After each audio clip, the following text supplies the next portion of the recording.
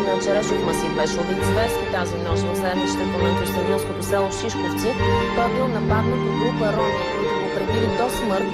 При инцидента пострадали още двама пазачи, мъж и жена. Те са настанени в болница с счупени крайници. Сигналът за екшена е подаден в полицията тази сутрин. Самотен възрастен мъж беше пребит до смърт от двама непълнолетни в пловдивското село Голям Чардак.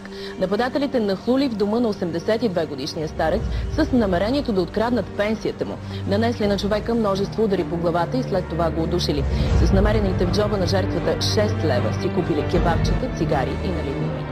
Младежи от ромски произход пребиха пътник и градския транспорт, защото им направил забележка, че пушат в автобуса. Колегите от ПРО-БГ бяха на мястото на инцидента.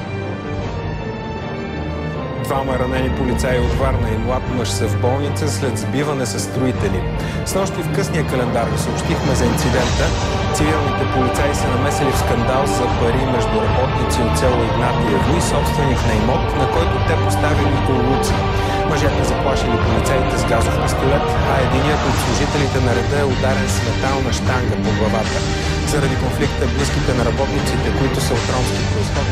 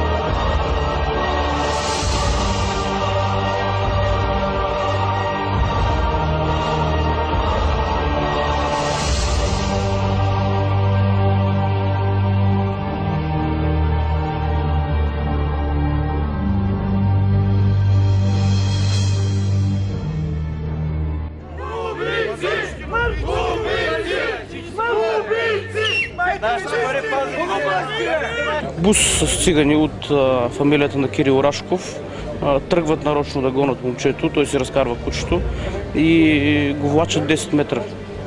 10 метра може да закарат, да снимате, там има кръв, по пътя за болницата момчето почива. Като имате предвид, че същия ден са подадени молба за заплаха справена от Цар Киро към това момче и към момчето от неговата компания за смъртна заплаха. От фамилията на Рашков? Да. Момчето се разкарвало кучето и са го бъснали нарочно с буса, са го пригазали и се избягали. Нощи те минаха през полицията, бе.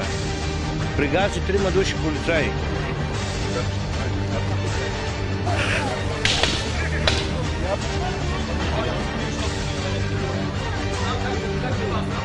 Виж колата му! Кой се подписал? Това е корупция! Пропуск! Пропуск в общинска полиция!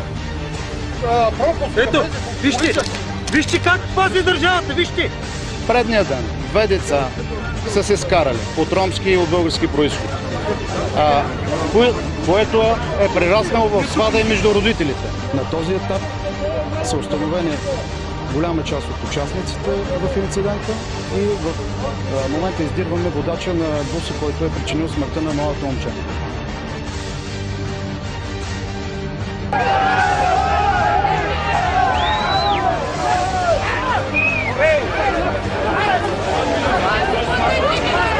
И някой прибит има, и деца има прибит от Цар Киро, и на всички други са заканали много хора от селото.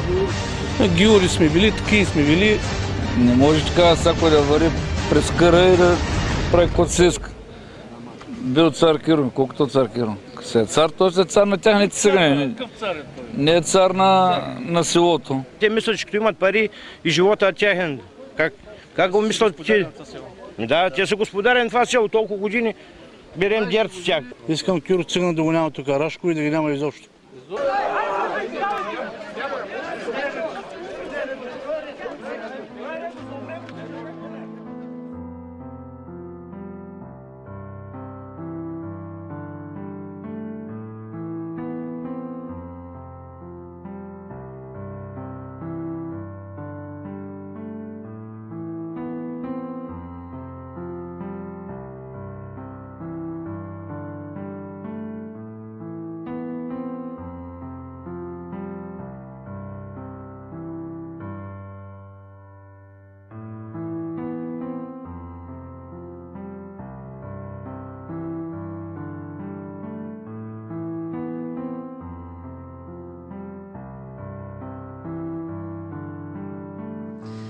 27 арестувани, такава е равносметката след вчерашните пожари в Катуница. Шофьорът, прегазил 19-годишния Ангел, също е задържан. Как премина нощта и каква е ситуацията в момента, сега включваме нашия репортер Миролюба Бенатова. Мира, здравей! Здравей, Ирина! Намираме се в село Катуница пред две от опожарените къщи.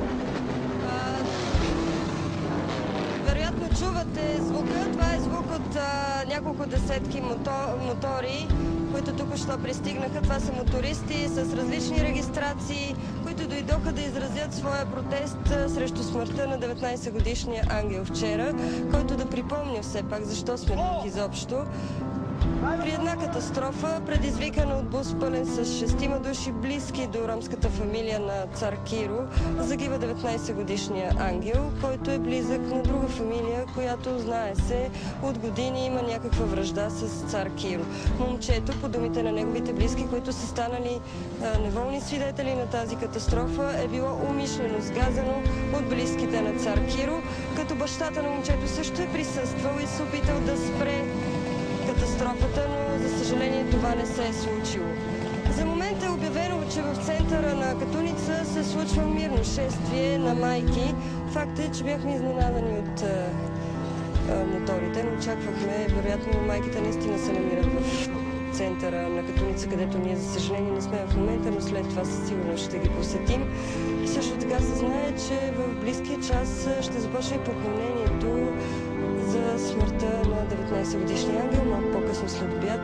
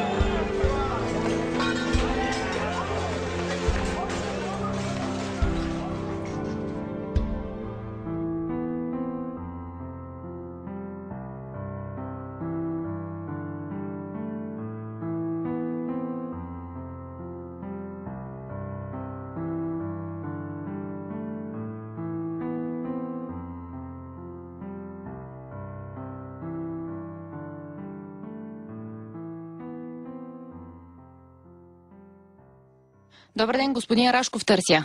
Да. Къде ви намираме в момента? Защо? Дали сте на разположение на полицията или сте в Катуница? Значи вижте какво.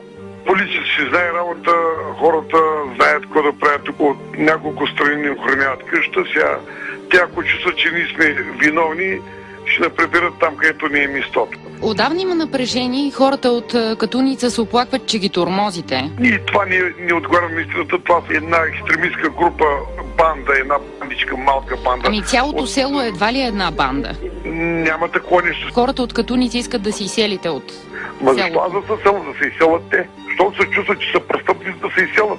Също така хората се питат откъде имате пари за палати и скъпи коли. Вие откъде имате пари за палати и целият български народ? Аз нямам палати, господин Рашков.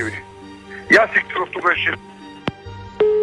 Кирил Рашков, известен като цар Киро, е роден през 1942 в Столипиново. Сблъсъкът му със закона датира от 1984 година. Арестуван е за притежание на злато и валута. От дома му тогава са иззети над 2 милиона лева. В зората на демокрацията регистрира първата си фирма за алкохол. Заводът е край село Катуница. 4 години по-късно отново попада зад решетките за производство на фалшив алкохол.